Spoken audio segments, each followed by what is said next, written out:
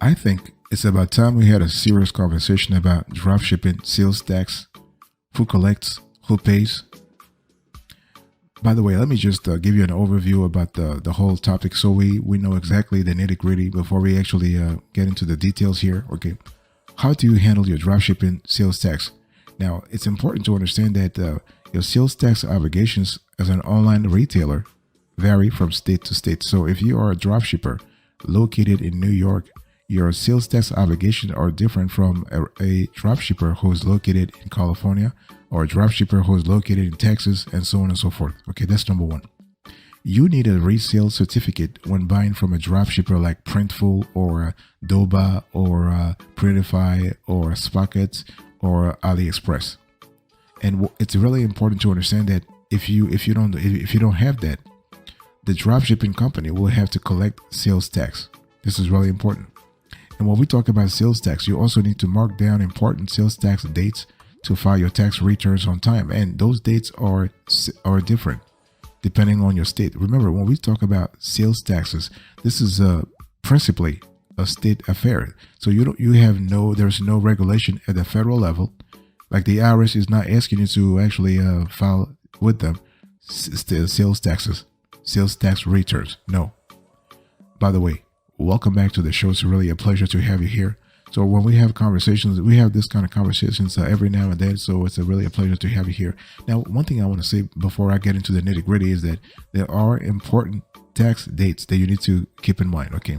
Now, depending on your entity type. So if you are a dropshipper and you have a dropshipping business, depending on your entity type, there are a few important tax deadlines that you should be aware of. So usually, if you are an S corporation, you need to file by mid-March your Form 1120S. And if you're a partnership, you have to file your Form 1065. So those returns are due.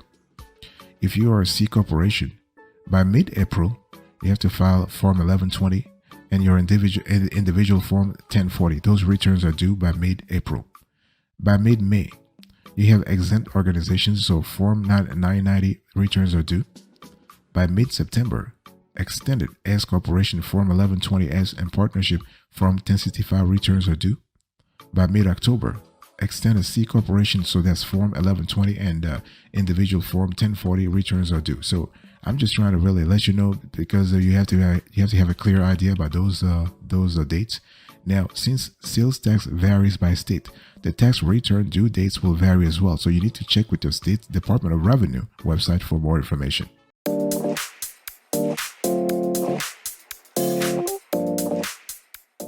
Now, let me give you the steps you need to follow if you're really trying to understand the whole conversation around dropshipping, sales tax, who collects and who pays.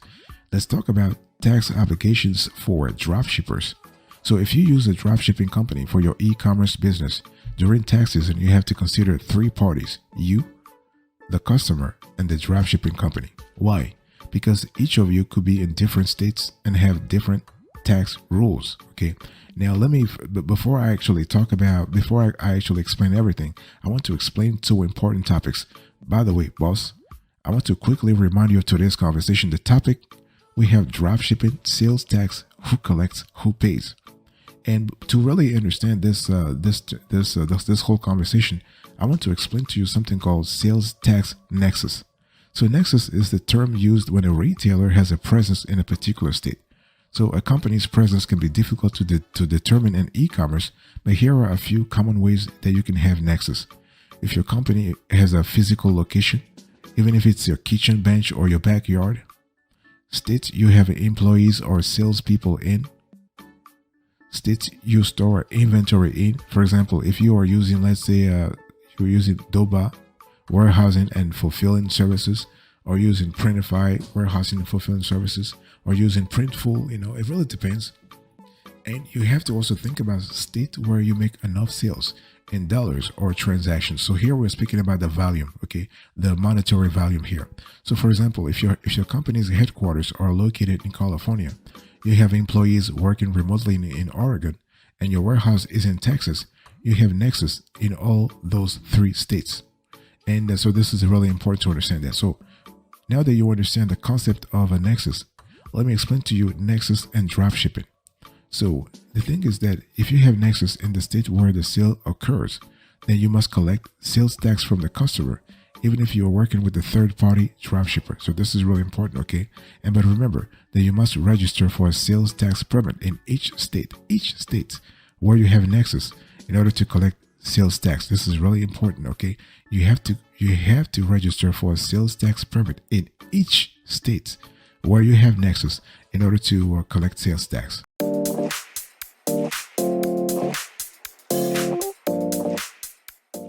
Let me give you a few pro tips here, so we have a clearer understanding of what we're talking about. And let's talk about tax-free resale. So if you are using dropshipping services, and there are opportunities to reduce your sales tax costs through a resale certificate. Okay, and this is important. And let me just first explain to you what a resale certificate is and why you, as a dropshipper, you might want to consider it. So to put it simply, a resale certificate lets you buy products without paying sales tax if you plan to resell them.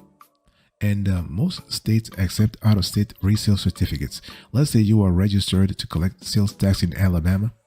If you go to Texas and make a purchase for resale, the Texas law allows your Alabama-based vendor to accept your Texas-issued resale certificate. Now, let's say you are registered to collect sales tax in Texas, and you make a purchase for resale in Alabama. The state of Alabama does not allow retailers to accept out-of-state resale certificates. So this means what? It means you need to be registered to collect sales tax in the state of Alabama to be able to use a resale certificate with the vendor in Alabama. This can be a little convoluted. It can be, it can be very complicated, but it is what it is. Now, let me ask you a question. Big decision time. Do you have a resale certificate right now as a dropshipper? Do you have a resale certificate? Or how do you handle your sales tax applications? Do you pay sales tax, or you have found a way to actually legally avoid paying sales tax? How do you handle things? Talk to me about that. And another question I want to ask you here is that in which state do you have nexus? Because if you're a dropshipper, you probably have an online store. Maybe you're selling on an e-commerce platform or an e-commerce marketplace. Maybe you have a dropshipping store on Amazon, Etsy, or eBay, or you have a Shopify, BigCommerce, WooCommerce store. How do you handle your sales tax application? Talk to me about that. And one thing that's very important also is that if you have a resale certificate, do you have a resale certificate in multiple states, or do you have a resale certificate that only applies to one state? You can put your comments in your comments in the comment section below, because we're really interested in this topic.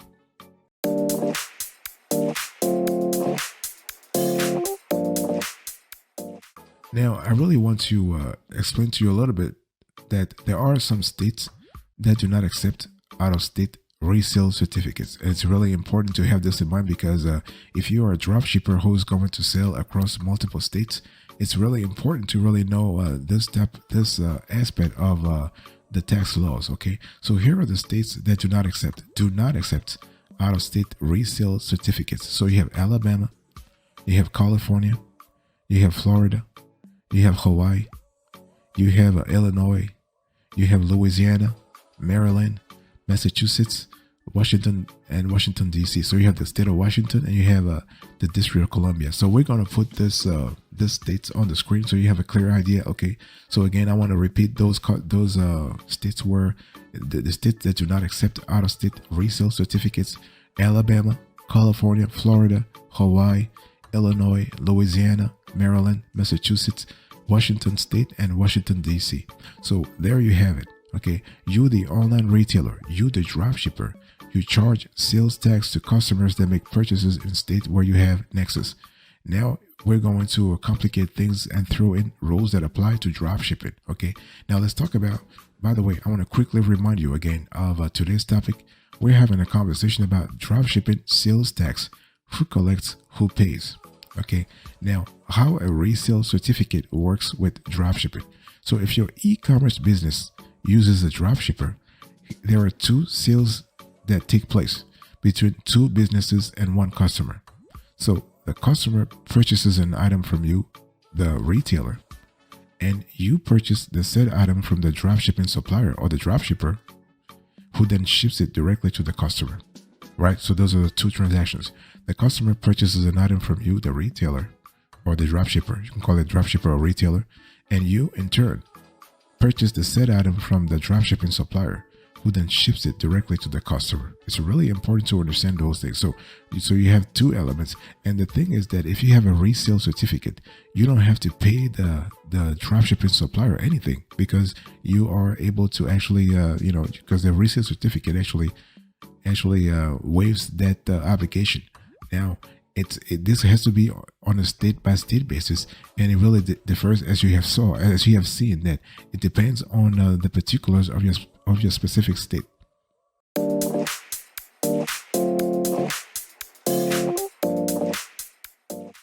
I want to give you an approach here, and so we have a larger conversation about the topic of sales tax. Now, what is the VAT? Because sometimes, in the States we have sales tax, but in Europe and across the world, you have VAT, you have a GST, for example. So basically, sales tax, VAT, and GST are forms of consumption tax. Okay, consumption taxes are applied to the purchase of goods and services, and each country chooses which kind to use.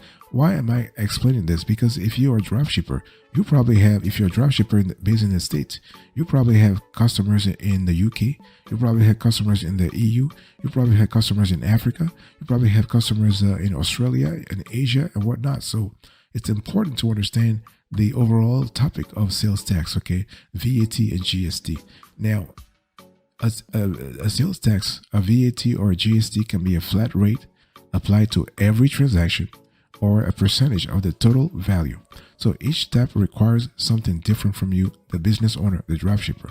But one element always stays the same. The end customer pays the tax because he or she is the one who is actually consuming the end products. And it's a tax on consumption, okay? On buying and spending for one's own personal use. It's important.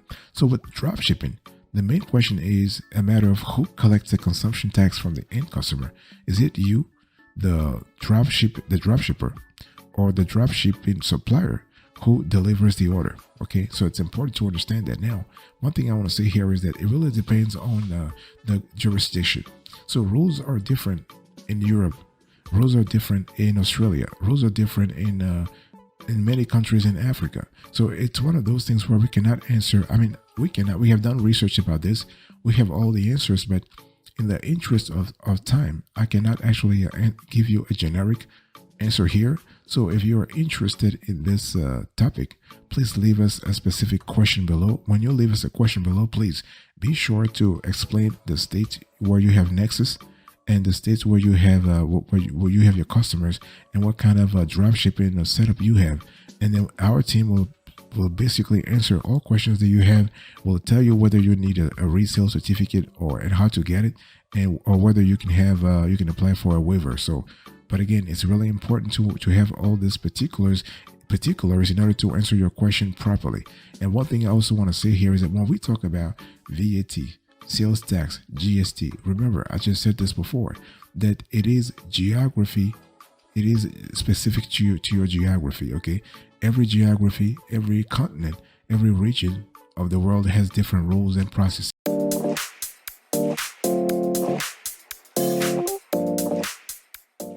Now, let's have a decision here. A decision. Let me just dig a little further and trying to explain to you who collects dropshipping sales tax, you or the dropshipping supplier, okay? Now, in the United States, surprise, there is no clear answer, but we'll lay out the general scenarios you'll encounter when purchasing from a dropshipping supplier and when selling to a customer, okay? We'll also advise you on how to double check your particular tax status. The first question is, do you need to pay sales tax to your dropshipping supplier? So this is really a tricky step. Usually, you don't need to pay sales tax on the orders you make from your suppliers. That's because there is a sales tax exemption for purchases intended for resale. But to take advantage of this exemption, your business needs an official exemption certificate, a sales certificate, okay? And so it's really important to understand that those are different from one state to another. I just explained that. But one thing that is really good here is that you have something called multi-state tax commission. So you do have one blanket sales tax exemption certificate that is accepted by 38 states. This is really cool. So you actually have a one blanket sales tax exemption where you can actually go free. You can get a waiver if you just go into 40 to 38 states. So when you make a purchase from your supplier, you need to provide that exemption certificate. Then the supplier will not charge you sales tax at all. So that's the first question. Do you need to charge sales tax from your customer? Now, the B2C part is a bit more straightforward. If you have sales tax nexus in a state, then you must register for sales tax there. Then you must collect and remit sales tax in all states where you are registered. It gets confusing with dropshipping. Some states tax the full retail price of the transaction, and other states only require taxing the wholesale price. So it's really tricky, okay? And if you don't have nexus in a state, this usually means you are exempt for charging and remitting sales tax. But that's always a but. If the dropshipper who delivers the order is located in the same state as the customer, then you might be on the hook for a sales tax. Some states consider an in-state supplier to qualify as a nexus for that sale. California, you have New York, you have Texas, and Florida. Those states have particular clauses around this scenario, so you have to be really clear about what really applies to your situation. Now, one thing I need to say is that you always want to check each state's tax policy to make sure you are staying within the rules, okay? And it's really important. Again, if you have questions, let us know. We have all the answers for you. We'll certainly advise you. We'll certainly give you all the answers you need. Very important.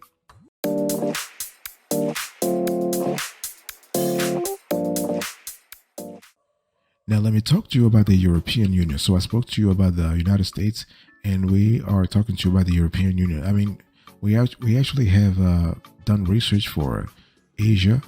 We have done research for some countries in Africa. We have done some research about some countries in Latin America. But in the interest of time, we're not going to talk about all of this here.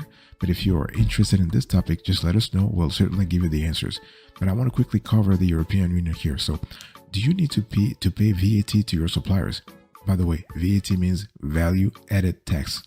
So if you are an EU VAT registered business and your supplier is also in the EU, then VAT on this B2B purchases is actually managed through the reverse charge mechanism. So that means what? It means if you're, okay, I'll explain this later on, but if your business is located outside of the EU, but your supplier is inside the EU, then you probably don't have to pay VAT.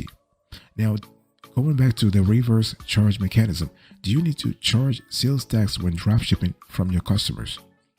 Now, if your business is located in the EU, then you must charge VAT on each EU sale. But the tax rate depends on how much you sell annually.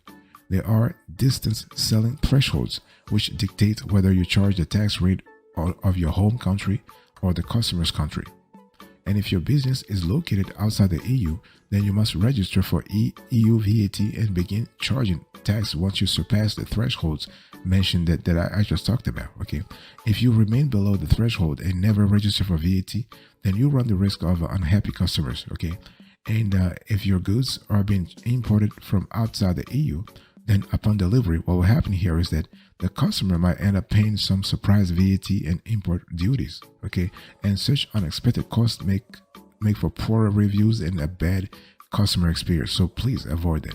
So one thing I want to say here is that for the best customer experience, and if you want to have a consistent sales tax process across all EU member states, it's important to actually contact the authorities in the specific countries and ask for a combined, or let's say uniform, EU sales tax guidance. Okay, they'll give you tips and they'll help you set up your dropshipping business properly so you have no problem at all.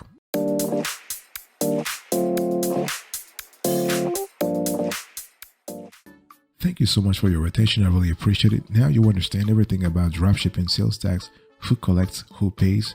So I gave you an overview. I explained to you the steps you need to understand. I gave you a few pro tips. I explained to you the approach you need to follow. And I gave you the decision that you need to make when it comes to dropshipping and in the United States and also in the EU. Thank you. God bless you. I'll speak to you another time. But until then, remember, stay marvelous.